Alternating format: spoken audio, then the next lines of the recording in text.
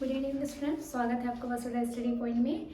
आज मैं जो वीडियो बनाने वाली हूँ वो बीटेक के लिए वीडियो बनाने वाले, बीटेक थर्ड सेमेस्टर। किसके लिए बनाने वाली हूँ? BTech third sem. ठीक है, थर्ड सेम वाले लोग जो मैथ्स पढ़ते हैं, जिसको हम M3 बोलते हैं। क्या बोलते हैं? M3 के यूनिट वाइज में आपके सिलेबस कंप्लीट करने वाली हूँ। क्वेश्चंस के जो आपको डाउट रहेंगे वो आप मुझे शेयर भी कर सकते हैं कि आपको कौन से क्वेश्चन में डाउट आ रहा है, या कोई भी ऐसा रैंडम क्वेश्चन है जो आपसे नहीं बन पा रहा है, वो आप बिल्कुल मुझसे शेयर कर सकते हैं। ओके, तो मैंने जो स्टार्ट किया है वो यूनिट 4 लिया है। यूनिट 4 क्या है आपका? Probability distribution and random variables. किसके बारे में बात कर रहे हैं? Probability distribution and random variables. फिर से मैं बता रही हूँ आपका बीटेक थर्ड सेमेस्टर के लिए, जिसको हम M3 नाम से पढ़ते हैं, M3। और ये जो मैं पढ़ाने वाली हूँ वो M3 ऑल ब्रांच पर पढ़ते हैं। AIML, CSE, ठीक है, data science and EE electrical, साथ में आपका है मैकेनिकल। ठीक है, सारे ब्रांच इसको पढ़ते हैं, साथ में civil branch, all branches of M3। Okay, BTech third में सारे ब्रांचेस को पढ़ने वाले हैं, जिसके बारे में मैं बात कर रही हूँ। किसी में हो सकता है कि यूनिट 3 नाम से पूछा हो, किसी में हो सकता है कि यूनिट 4 नाम से पूछा हो। ठीक है, टॉपिक आपका वही रहने वाला है, probability distribution and random variable. जो भी हम पढ़ने वाले हैं, जो भी हम समझने वाले हैं, इसी के बारे में समझने वाले हैं कि प्रोबेबिलिटी डिस्ट्रीब्यूशन क्या होता है, रैंडम वेरिएबल्स क्या होता है। ओके, फर्स्ट देखते हैं प्रोबेबिलिटी डिस्ट्रीब्यूशन की बात मैंने की। पहला किसकी बात की मैंने? Probability distribution. What is probability distribution? क्या होता है प्रोबेबिलिटी डिस्ट्रीब्यूशन? कुछ आप बता सकते हैं, समझा सकते हैं, शेयर कर सकते हैं? देखिए, नहीं पता कोई बात नहीं। प्रोबेबिलिटी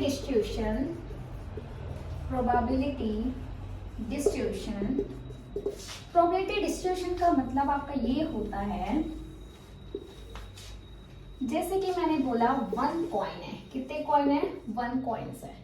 ठीक है, 1 कॉइन्स में से आपके टेल आने की या फिर हेड आने की पॉसिबिलिटी कितनी है, मतलब आप सैंपल स्पेस कितने क्रिएट कर सकते हैं, वही आपका होता है रैंडम वेरिएबल। क्या होता है? रैंडम वेरिएबल क्या होता है? जितने आप कंडीशंस बना सकते हैं, जितने आप कंडीशन बता सकते हैं सामने वाले को कि इतने कंडीशंस बचते हैं, वही आपका क्या होता है? Random variable. लाइक 1 कॉइन है, तो 1 कॉइन में अगर मैं बोल रही हूँ हेड आने की पॉसिबिलिटी कितनी है, तो हेड आने की पॉसिबिलिटी फर्स्ट 0, सेकंड क्या हो सकता है? 1। ओके, 1 कॉइन है तो या तो 0 होगा, मतलब या तो एक बार हेड आएगा, क्या आएगा? हेड। दूसरे में क्या आएगा? टेल। ठीक है, हो सकता है कि फर्स्ट में टेल आए, दूसरे में क्या है? हेड आए। तो मैंने क्या बोला फर्स्ट कि आपका हेड आने की पॉसिबिलिटी कितनी है। फर्स्ट हेड आने की पॉसिबिलिटी या तो 0 हो सकती है, या तो हेड आने की पॉसिबिलिटी क्या हो सकती है? 1। हेड आने की पॉसिबिलिटी 0 कब होगी? जब वो टेल देगा, जब वो क्या करेगा? टेल देगा। तो कब क्या होगा? 1/2। 1 आने की पॉसिबिलिटी कितनी होगी? 1/2। भाई आपके पास 1 कॉइन है, तो वो एक बार हेड आ सकता है, दूसरे टाइम में क्या आ सकता है? टेल आ सकता है। मैंने पूछा आपके पास हेड आने की पॉसिबिलिटी, तो हेड आने की पॉसिबिलिटी या तो 0 होगी या तो 1 होगी, राइट? क्योंकि हो सकता है कि आपने टॉस किया तो एक बार हो सकता है वो हेड दे, तो उसकी पॉसिबिलिटी क्या हो गई? 1। हो सकता है कि आपने जब टॉस किया तो वो क्या दे दे? टेल दे दे, तो उसकी पॉसिबिलिटी क्या हो गई? 0। तो समझ में आया? और यही जो 0 और 1 है, जो हमने कंडीशंस बनाए हैं 1 कॉइन के लिए, वही आपका क्या कहलाता है? Random variable. ठीक है, वही आपका क्या कहलाता है? Random variables. आइए समझ में, रैंडम वेरिएबल्स को कैपिटल X से रिप्रेजेंट करते हैं, वही आपका रैंडम वेरिएबल होला नंबर ऑफ कंडीशंस, आप कितने कंडीशंस बना पा रहे हैं। ठीक है, अब देखते हैं प्रोबेबिलिटी डिस्ट्रीब्यूशन। ये जो आप नीचे जो वैल्यूज लिखी है ना, कि अब 0 कंडीशन पे वैल्यूज कितनी आ रही है, 1 पे वैल्यूज कितनी आ रही है, यही आपका होता है प्रोबेबिलिटी डिस्ट्रीब्यूशन। ठीक है, यही आपका क्या होता है? Probability distribution. ठीक है, ये तो हो गया किसके बारे में? प्रोबेबिलिटी डिस्ट्रीब्यूशन और रैंडम वेरिएबल। एक और एग्जांपल, बहुत अच्छा एग्जांपल देखिए मैं बताती हूँ कि क्या होता है। ये तो था 1 कॉइन के लिए। अब देखो हम टू कॉइन्स लेते हैं। कितने कॉइन्स? 2 कॉइन्स लेते हैं। 2 कॉइन्स में जो सैंपल्स है, सैंपल्स मतलब क्या होते हैं? कंडीशन। सैंपल्स मतलब क्या होते हैं, कंडीशन।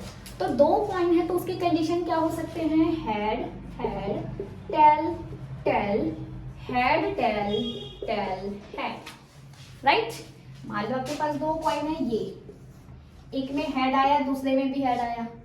दूसरा कंडीशन, एक में टेल आया, दूसरे में भी क्या आया, टेल आया। तीसरा कंडीशन आपके में फिर से क्या आया, इसमें टेल आ गया पहले वाले में, दूसरे में क्या आया, हेड आया। फिर से कंडीशन क्या, इसमें हेड आ गया, इसमें क्या आ गया, टेल आ गया।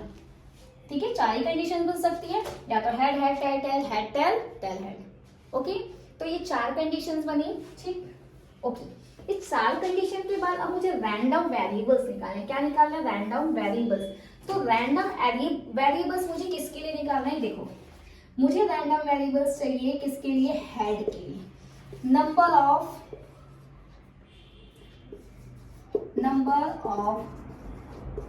हेड्स, नंबर ऑफ हेड्स के लिए चाहिए। मतलब नंबर ऑफ हेड जो है वो कब कब आ सकते हैं, और नंबर ऑफ हेड के लिए क्या क्या कंडीशन बन सकती है। ओके, तो फिर से हम अपना बॉक्सेस बनाएंगे, और मैंने बोला है कि जो x है वही आपका क्या होगा, रैंडम वेरिएबल। x आपका क्या है, रैंडम वेरिएबल। और यहाँ पे हम जो p ऑफ x लिखते हैं वो आपका क्या होगा, प्रोबेबिलिटी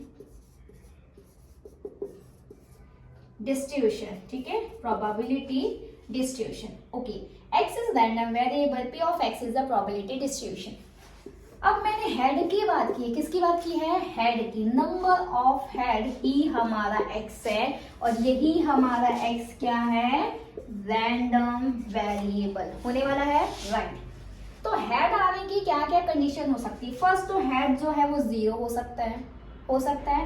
दूसरा हेड 1 हो सकता है। तीसरा हेड 2 हो सकता है।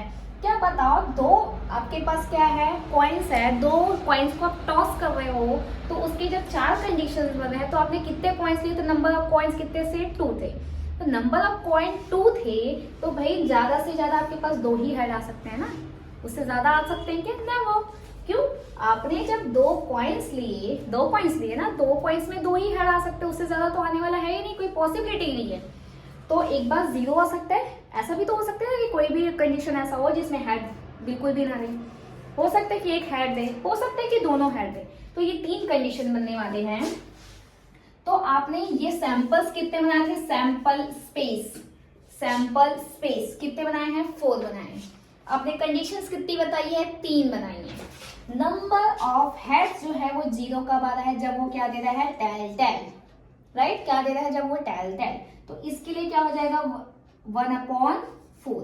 अब 1/4 क्यों होगा, क्योंकि 1 कंडीशन है जिसमें 0 हेड आ रहा है, और नंबर ऑफ कंडीशंस कितने हैं, 4 हैं। तो 1/4 टोटल नंबर ऑफ कंडीशन कितने आ रही है, और जो आपका बोल रहा है कि 0 हेड आना चाहिए, तो किस में आ रहा है, 1 कंडीशन। अब ये सेकंड कि 1 कब आ रहा है, इट मीन्स 1 हेड कब आ रहा है, तो 1 हेड 2 कंडीशन में आ रहा है। इसमें भी 1 हेड आ रहा है, और इसमें भी 1 हेड आ रहा है कि नहीं है, इसमें भी 1 हेड है, इसमें भी 1 है। तो 1 हेड आने वाली कितनी कंडीशन हो गई, 2 कंडीशन। तो 2 total number of sample space कितने थे, 4।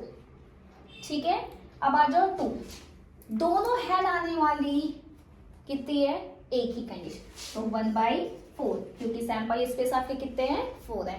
ओके, ये आपका होता है रैंडम वेरिएबल और प्रोबेबिलिटी डिस्ट्रीब्यूशन। अभी समझ में आएगा कि रैंडम वेरिएबल्स क्या होता है, प्रोबेबिलिटी डिस्ट्रीब्यूशन क्या होता है। रैंडम वेरिएबल कैपिटल एक्स से रिप्रेजेंट करते हैं, जो कि हमारा जो दिया हुआ आपको बोलता है ना कि आपको फाइंड करना है कितना कंडीशंस में आपका हेड आ रहा है, कितने कंडीशन में आपके टेल आ रहे हैं, कितने कंडीशन में आपका क्या आ रहा है, ये आपका होता है क्या, probability distribution, sorry random variable. और प्रोबेबिलिटी डिस्ट्रीब्यूशन क्या होता है, भी आपने जो भी कंडीशंस ली है उस कंडीशंस की वैल्यूज क्या आ रही है ना। मान लो हमने 4 कंडीशंस लिए, 4 सैंपल स्पेस लिए, राइट। उस 4 सैंपल स्पेस में हमने बताया सिर्फ और सिर्फ हेड के बारे में, तो हेड के बारे में जो बताया उसकी वैल्यूज कितनी दे रही है, वही आपका क्या होता है, प्रोबेबिलिटी डिस्ट्रीब्यूशन। ओके, नेक्स्ट हम आगे बढ़ने वाले हैं किसके बारे में, क्वेश्चंस के बारे में। अब हम देखेंगे क्वेश्चन में क्या बोलता है। मतलब ये तो हमारा एग्जांपल था ये बताने के लिए कि रैंडम वेरिएबल्स क्या होता है, प्रोबेबिलिटी डिस्ट्रीब्यूशन क्या होता है, ये सारी चीजें। ओके, अगेन हम बात करेंगे क्वेश्चंस के बारे में। अभी जो मैं क्वेश्चन बताने वाली हूँ बहुत इंपॉर्टेंट क्वेश्चन है, ये आपका आता है एग्जाम में, ठीक है। ओके, इससे पहले मैं कुछ चीज और बता देती हूँ। रैंडम वेरिएबल्स या फिर आपका ये प्रोबेबिलिटी डिस्ट्रीब्यूशन, ये दो अलग अलग टाइप्स में डिवाइडेड है। कितने टाइप्स में है डिवाइडेड? 2 टाइप्स। फर्स्ट टाइप आपका क्या है? डिस्क्रीट। क्या है आपका? डिस्क्रीट। सेकंड आपका टाइप है कंटिन्यूअस। कौन सा टाइप है? कंटिन्यूअस, ठीक है, कंटिन्यूअस। अभी डिस्क्रीट क्या होता है, कंटिन्यूअस क्या होता है? मतलब डिस्क्रीट अगर कंटिन्यूअस बोल रहा है, इट मींस कुछ ना कुछ तो वैल्यूज होगी, इतना तो कंफर्म है, राइट। डिस्क्रीट किस चीज को बोल पाएंगे? आपको थोड़ा रिमाइंड आ रहा है? नो, ओके, कोई बात नहीं। डिस्क्रीट सीरीज एक ऐसा सीरीज होता है जिसमें हम किसी वैल्यूज को लेते हैं, ठीक है, किसको लेते हैं? कोई भी वैल्यू, और वो भी वैल्यू किसमें फॉर्म में होना चाहिए? नंबर्स के फॉर्म में होना चाहिए। कैसे फॉर्म में होना चाहिए? नंबर्स के फॉर्म। नंबर्स के फॉर्म में होने वाली वैल्यू जिसमें 0 1 2 3 4 5 6 7 8 9 कहाँ तक जाएगा? n तक। n तक का मतलब लास्ट 100,000 कुछ भी हो सकता है, 10,000 400 300 200, मतलब जो भी लास्ट आपका जहां तक जा सकते हैं वो आपका क्या होगा? Discrete series. कंटिन्यूअस सीरीज इसमें होता है पॉइंट्स वाली वैल्यू भी इंक्लूडेड होगी। कौन सी वैल्यू? पॉइंट्स वाली वैल्यू। अगर मैं डिस्क्रीट सीरीज बोल रही हूँ मतलब इसके बीच कोई भी पॉइंट नहीं आने वाला, लेकिन अगर मैं कंटिन्यूअस सीरीज बोल रही हूँ उसके बीच बहुत सारे पॉइंट आने वाले हैं, लाइक 1 2 3। तो 1 2 3 के बीच पॉइंट लाइक कर सकते हैं, क्या हो सकता है? 3.3 3.4 3.5 3.6 हो सकते हैं। यहाँ पे भी हो सकता है, मान लो अगर हम 0 से स्टार्ट करते हैं तो 0 1 1.1 हो सकता है, 1.2 1.3 1.4 समथिंग, जो भी जितनी भी पॉइंट्स वाली वैल्यू आएंगी वो क्या होंगी? आपकी कंटिन्यूअस सीरीज। एक चीज और, every discrete series is also continuous series but converse is not true. Converse जो है वो ट्रू नहीं होगा। देखो, जो डिस्क्रीट सीरीज है वो कंटिन्यूअस सीरीज है कि नहीं है? क्योंकि भाई इसमें भी तो 0 1 2 3 4 हो सकते हैं। इसमें एडिंग क्या रहता है? आपका पॉइंट्स वाली जो वैल्यूज हैं, पॉइंट्स वाली वैल्यू वो भी इंक्लूडेड होती है। तो every discrete series is a continuous series but converse is not. Okay okay, अब समझ में आ गया सीरीज क्या होती है, ठीक है। अब हम देखेंगे डिस्ट्रीब्यूशन के बारे में। किसके बारे में? डिस्ट्रीब्यूशन। ओके, डिस्ट्रीब्यूशन क्या होता है अब इसके बारे में हम देखते हैं। डिस्ट्रीब्यूशन का मतलब होता क्या है? तोड़ना। डिस्ट्रीब्यूशन का मतलब क्या होता है? तोड़ना, अलग अलग पार्ट्स में तोड़ना। तो हम जो पढ़ने वाले हैं डिस्ट्रीब्यूशन फंक्शन के बारे में। किसके बारे में पढ़ने वाले हैं? Distribution function. Distribution function. Distribution function होता है क्या है? फर्स्ट कॉल फंक्शन क्या होता है, राइट? फंक्शन पता होगा तभी तो डिस्ट्रीब्यूशन फंक्शन। डिस्ट्रीब्यूशन का मतलब तो हमको ये पता है कि हाँ छोटे छोटे पार्ट में क्या करना होगा, डिस्ट्रीब्यूट करना होगा, राइट। लेकिन फंक्शन को सबसे पहले बात समझते हैं। Function it is a mapping. Function एक मैपिंग होता है जो मैथमेटिकल फॉर्म का मैपिंग होता है। मान लो कोई सेट ए है, दूसरा कोई सेट क्या है? बी है। Set A set B. Set A और सेट बी है, इस हम क्या लिखते हैं? सेट में कोई एलिमेंट एक्स है, सेट बी में कोई एलिमेंट क्या है? वाई है। सेट ए को हम बोलेंगे डोमेन, इसको हम क्या बोलेंगे? को डोमेन, एंड इसी को हम बोलते हैं रेंज। क्या बोलते हैं? रेंज। सेट ए को डोमेन बोलते हैं, सेट बी को को डोमेन या रेंज बोलते हैं। सेट ए में जो एलिमेंट या वेरिएबल है वो एक्स है, सेट बी में कोई एलिमेंट या वेरिएबल है वो क्या है? कोई वाई है। तो ये एक्स वाई के साथ मैपिंग करता है जिसको हम क्या बोलते हैं? फंक्शन बोलते हैं। फंक्शन को हम कैसे रिप्रेजेंट करते हैं? F of x equals to y. क्या लिखा मैंने? F of x equals to y. What is f of x और वाई? एफ ऑफ एक्स क्यों लिखा? क्योंकि जो हमारा एक्स था जिसको हम वेरिएबल या कोई एलिमेंट देते थे, ए का कोई सेट क्या है? वेरिएबल या कोई एलिमेंट एक्स है, और बी सेट का कोई वेरिएबल या एलिमेंट क्या है हमारा? ये डोमेन है, ये को डोमेन है जिसको हम रेंज भी बोलते हैं, ठीक है। एफ ऑफ एक्स क्यों लिखे?